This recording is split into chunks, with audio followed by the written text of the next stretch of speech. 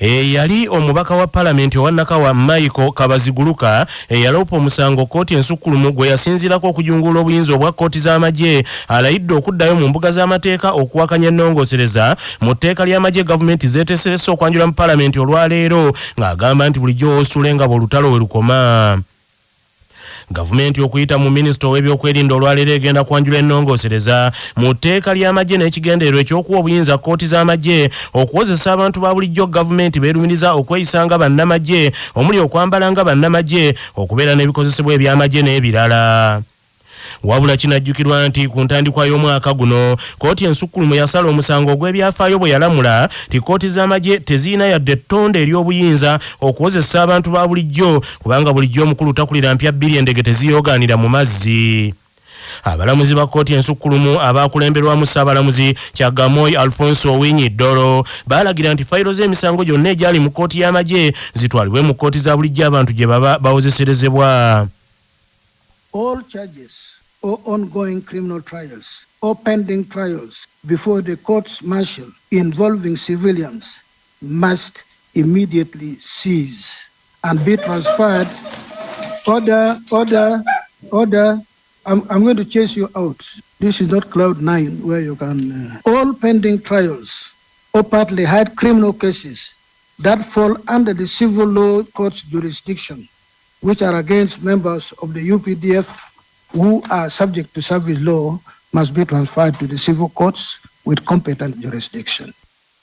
Yali omubaka wa Parliament owa Nakawa Michael Kabaziguluka agambye nti agenda kwetegereza ennongoosereza gavumenti zeereeta olwaleero bwe ziba nga zikontana n'ebyo kkooti bye yasala addeyo mu mbuga ez'amateeka awaabire gavumenti ya kuno olw'okunyoomoola kkooti kasita bulijjo okuwoza tekubongola mannyo.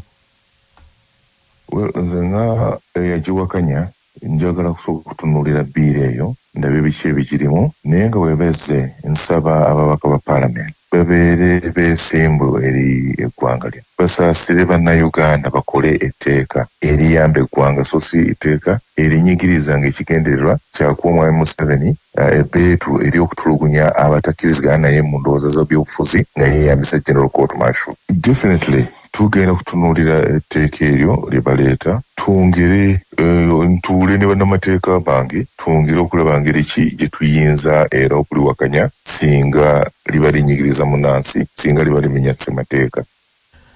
Kamisona wa Parliament Mathias Mpuuga Nsamba akubye ku babaka banne abasabe babeeyo mu Parliament beetegereze n'eriise George ennongoosereza zino bwe ziba zikontana n'ebyo ebyasalibwawo kkooti ensukkulumu basalewo ekiddako n'eddoboozi limu ery'omwanguka. Ekyokusalirwa mabegaawo bannaffe abali mu kibiina ekiri mu buyinza b'NRM ababaka ba Parliament baagenda mu nsisinkano ne balayira buli ekinajja bajja kiwagira kakati ekyo nakyo sikirabangako kubanga etteeka baali balirina ne bagamba bajja ddiwagira nabadde tebanaddirabako. Kansubire nti etuno zinajja nga basobodde ozitaputa ne bategeera engeri zikontana ne ssemateeka banaagamba nti nedda. N'ekisinga obukulu kwe kumanya nti nga Parliament obuvunaanyizibwa bwaffe si wakola luteekateeka waliwo ssemateeka sobola kubeera n'amateeka tulina ssemateeka ali ssemateeka ng'avunamira etteeka ly'amagye. Tuli ggwanga eryogerebwako nti tufugibwa bantu ba bulijjo kyokka ate amagye bwe ganaagezaako okukola amateeka agasukkulumya amagye waggulu wa enfuga endala yonna kijaba kyakusalirwa ky'amaanyi nnyo. Tulinire bannaffe bagenda okusosootolola olwaleero tujja kubyanganga nga binajja. Nampala wa FDC mu Parliament Yusuf Nsibambi yanenyezza kkooti ensukkulumu gy'agambye nti mu nsala yaayo yalekawo emirwaatwa gavumenti gye yagala kaakano okukozesa okuzzaawo kkooti z'amagye ezaajungululwa. Kkooti ensukkulumu mu bukyamu bwayo mu kifo ky'okugamba nti eno kkooti y'abamagye nga bagitwala tesaanye kuwulira misango gy'abantu ba bulijjo ba civilian era terina na bukugu kuwulira wadde misango gy'amagye egya Naggomola yalemwa okukirambika obulungi. Kati bano ne bafuna ekyekwaso nti baziiza mu Parliament etereeze ebyo ebitaliwo. Parliament eyinza kukuba kawoowo kivundu ye tujja genda tubeerewo tujja genda tubalambike lwana batuwadde omukisa. Dr. Livingstone Sewanyana omulwanirizi w'eddembe ly'obuntu nga yakulira ekitongole ky'obwannakyewa ki Foundation for Human Rights Initiative akubye ku ababaka ba Parliament basimbire ekkuuli ennongosereza mu tteeka ly'amagye kasita zibaamu ekyokuzza bannansi mu kkooti z'amagye. General Court Marshal gye mulaba is doing everything possible, is working out all the maneuvers.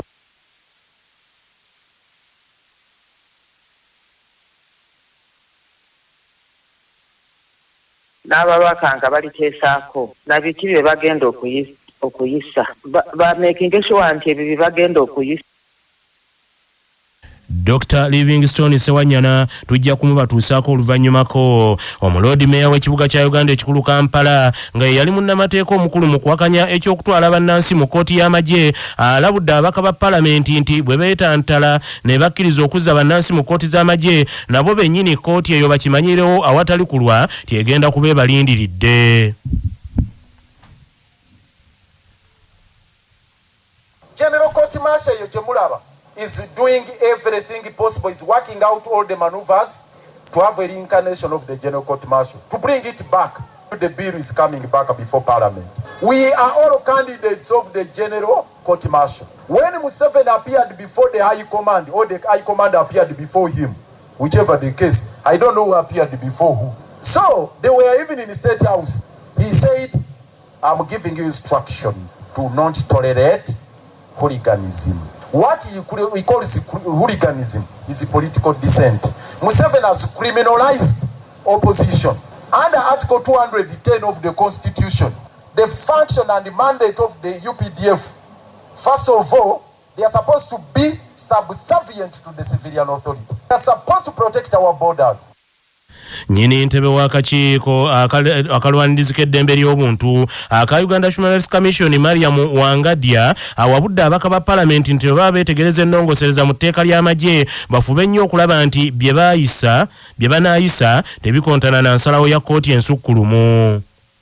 N'ababaka nga baliteesaako nabiki bye bagenda okuyisa making sure nti ebyo bye bagenda okuyisa mu tteeka epya ate tebinafuya ensala ya kkooti ensukkulumu. Kkooti ensukkulumu yali yasalawo ku nsonga eyo, bye yasalawo ffenna twabiwulira ng'egamba nti abantu ba bulijjo abatali bajaasi tebasaanidde kuwozesebwa kkooti eyo ey'amagye. Ekkooti ensukkulumu yasalawo nti atali w'amagye taawozesebwenga mu kkooti ey'amagye.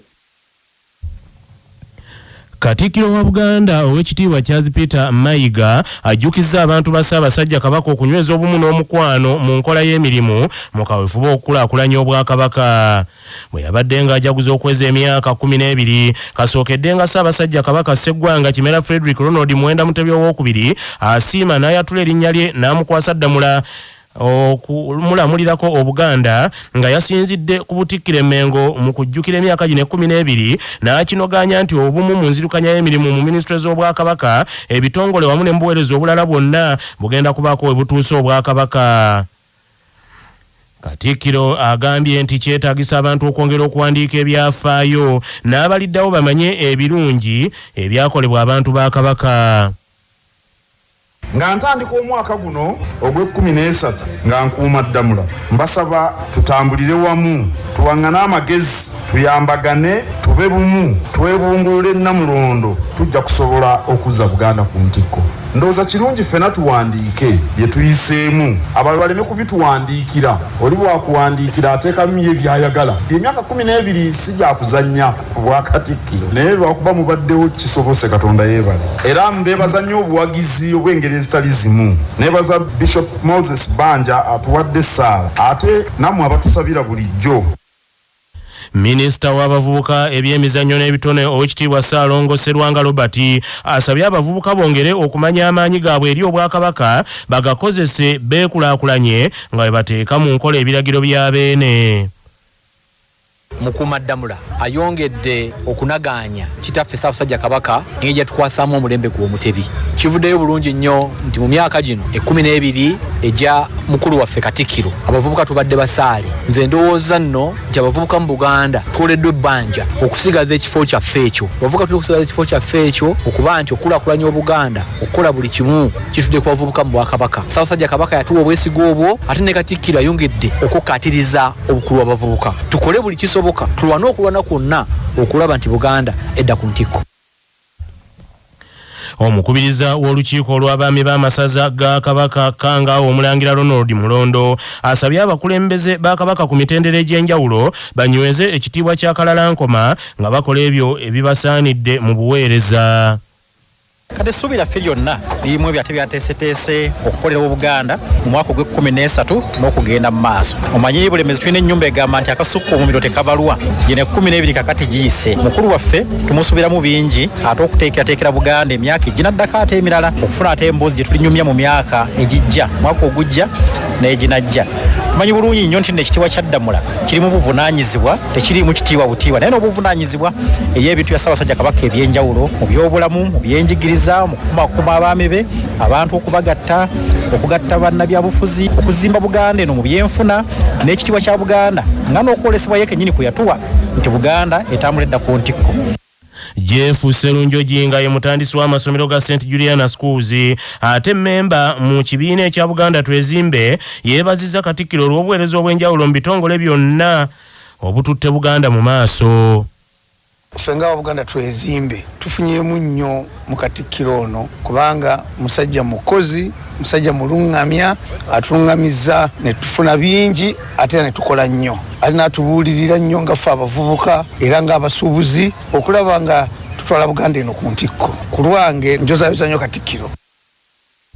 Manya obuvuna obuddo obw'eddembe lyo tonyigirizibwa ddembe lyo ery'obwebange. Ddembe lyo akutusibakuna Herbal Mouthwash lyeddagala ettuufu yennakakasa mu kujjanjaba endwadde z'amannyo. Amannyo gakuluma gasannyalala senyesa nnana naye weegendereza abafere tebakuguza kappa mu kutiya musange mu famasi zonna yakakasibwa National Drug Authority nga bali wamu ne langi wa Global aleetawo enjawulo ku bisenge. Weefunire langi ya Global ku hardware yonna ekuli okumpi. Global Paint, a reliable product. Nga bali wamu ne Baluswata Property Consultants batunda ettaka ku nguudo zonna eziyingira n'okufuluma ekibuga va mu by'ettaka lyakulukuta ennyumba ya kyama basange ku ofiisi yaabwe Kyengera opposite Orange City essimu 0704 80 1905. Kimenya mateeka omuntu okuggala ekkuba abantu lye bakozesa nga munnamateeka Judy Mbabali bwannyonnyola. Singa okkiriza abantu ab'oku kyalo ne bateeka ekkubo ku ttaka lyo oba ku kibanja kyo n'omala emyaka 10 nga tobagobye oba tukyakkirizibwa kuggalawo luguudo olwo lwe bataddeko oba ekkubo ekyo bw'oba wakikola oyina kgenda wa minisita wa lands n'ajja ku kyalo n'alaba abantu bano n'abeebuuzaako oba ekkubo ligwanidde okuggala oba terigwanidde kasita bagamba nti tulyetaaga minisita toliggala minisita taddamu ng'ekkubo alirekawo nga libeerawo. Kyekimu n'ebintu ebirala ng'ekisaawe eky'omupiira oba eky'okubaka nakyo bw'okkiriza ne kibiteekebwa ku ttaka lyo oba ku kibanja kyo emyaka ne giwera 10 nga ekisaawe ekyo kiggyeewo olwo minisita y'alina okujja ne yeebuuza ku bantu bakiggibwa oba tekiggibwawo. Abali mu kisaawe ekyokusaabaza abantu n'emigugu mu Uganda omuli baddereva ba taxi ne bbaasi baagala gavumenti ebayite ku nteekateeka z'erina ez'okweddiza omulimu gwabwe. Gavumenti ya kuno yalangiridde nti erina enteekateeka ey'okweddiza omulimu guno nga egamba nti ekikola okumalawo okusoomoozebwa okubaddewo ate n'emmotoka ezisinga nga kati zaafuuka migangatika kyokka nga ate mwattu zikyali ku kkubo. Okusinziira ku minisita omubeezi w'ebyentambula Fred Byamukama baagala wabeewo ekibiina kimu ekitwala abatakisi ne bbaasi okusobola okutambuza omulimu guno obulungi. Sinabalinya takisi enkadde tuziraba nga takisi bagisibye omuguwa ekuyitako neefuumuula omukolinga ali mugeena tuzirabye basibye emiguwa omusajja oluusi n'oluggi alukwata n'omukono tubalabye naye obakeeredde inspection centers zaffe government investor era zikoze bazimugulako kwa yalijjako abantu sente nyingi ne tuziza government ati yamusasudde sente nazifuna nazihanding over kuffe tuli mu recruiting abakozi abagenda kukolayo kutandika n'omwezi ogw'omusanvu tugenda kulaba emmotoka zinenkadde ne basi eziri enkadde taxi enkadde nga zivudde ku makubo tukkiriza nazo ziviirako obubenje kubanga zigaana okusiba n'ebirala. Wabula omumyuka wa nnyini entebe ow'ekibiina ekitaba bannataxi Mustapha Mayambala agambye nti gavumenti egezaako kubatiisatiisa butayogera ku nkola endigite yaleetebwa. Mustapha Mayambala agambye nti buli kyetaagisa okutereeza omulimu gwabwe baakiwaayo eri minisitule y'ebyentambula ate kati tebamanyi kyebaagaza. Yandibadde esoose n'etuyita netunnyonnyola kikyeyagala okukola ebyo ebyokugamba nti ate public transport tugitwala mu ngeri y'okututiisatiisa tuleme okwogera ku bituluma ng'ate ffe twamaze okukola research ne tuzuula nti biri ebya EPS ticketing ebiri digito ebya kamera bino bibaleese waliwo bye baataddemu ebitakwatagana nti ezitwetoolodde naye ng'ebyawano byo byakunyigiriza kati twabyogeddeko ffe tulowooza nti baggyeeyo kino mu ngeri y'okututiisatiisa tuleme okwogera ku biri ebya EPS ticketing digital ticketing. So Mustapha Mayambala agambye nti n'enteekateeka egezaako okukendeeza obubenje nayo baagikola kyokka minisitule erina okubayambako n'efuuka kyesirikidde. Ye Ssaabawandiisi w'abagoba bbaasi Robert Mutebi ategeeza laadiyo y'omutanda Kyabassa mujugumiza ggwanga nti tebalina kye bamanyi ku bigenda mu maaso kwe kusaba abakwatibwako babayite babannyonnyola ensonga zino. Boleta basi ogula basi Nairobi n'ogireeta ne baginspectinga that's already regulation. Okuwa license ne basoka ba regulatinga ne ba inspectinga basi ne bakubuuza driver g'olendo balina ebisaanyizo ne bakubulira nti bw'okuva ne Kampala okutuuka e Masaka olina okuvugira essaawa bbiri lutukyakiteebaleeta kati regulating dagiragala kuleeta era tebannatuyita tusensitizinga kubanga bulijjo babadde bajja batugamba tugenda kukola kino nga busaba stakeholder tusinga okutambuza abantu mu Uganda ne batugamba kati twagala kukola bwe kino tubagamba kibeere bwe kino bwe kino tunafuna discussions. Ab'obuyinza Tanzania batonzeewo ebifo by'ababaka ba palamenti ebijja 8 ng'ebula emyezi 5 gyokka okulonda kwa bonna kubeewo mu mwezi ogw'Ekkumi nga bannabyabufuzi abamu kati essanyu balina lyamu Kiwagonja tannajja ng'akuba mu ngalo. Kaakano omuwendo gw'ababaka mu palamenti ya Tanzania gugenda kulinnya okuva ku babaka 264. Palamenti yaayo ey'ensi ennene eweze ababaka 272 ng'akakiiko k'ebyokulonda kasudde mu kasero ebifo by'ababaka ba palamenti ebijja ebirala 26 nabyo ebyabadde bisabiddwa. Constituency ezisinga empya ezitondeddwawo za mu bitundu eby'ebibuga nga n'ebbiri ziri mu Dar es Salaam ng'akakiiko ak'ebyokulonda kagamba nti kasinzidde ku bungi obw'abantu okugaba ebifo by'abaka ebijja kubanga bulijjo ettaala gyeweekwatidde esinga eya munno ekuvaako emabega. President Samia Suluhu Hassan bino we bijjidde nga yasunsulwa dda ekibiina kya Chama cha Mapinduzi ekiri mu buyinza okumusimbawo nate kyokka omwezi ogwedde ekibiina ekisinga obunene ku ludda oluvuganya gavumenti Chadema kyagobwa mu kulonda kuno nga n'owaakyo Tundu Lissu yakwatibwa n'aggulibwako ebyokulya mu nsi olukwe.